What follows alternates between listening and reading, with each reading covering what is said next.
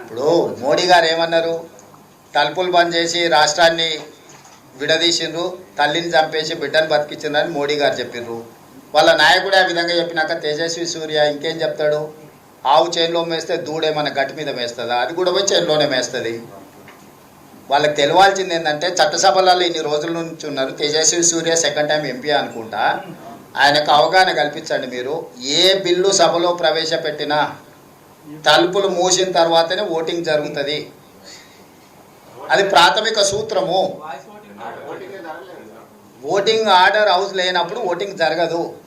బుర్రున్నవాడు ఎవడైనా హౌస్ని ఆర్డర్లో పెట్టాలి. ఓటింగ్ అడగాల్సినోడు.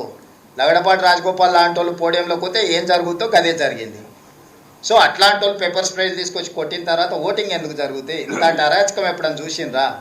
అరాచకానికి తగ్గట్టు రోగానికి తగ్గ మంది ఇస్తారు. ఎప్పుడైనా రోగం ఎట్లుంటే మంది అట్లుంటుంది.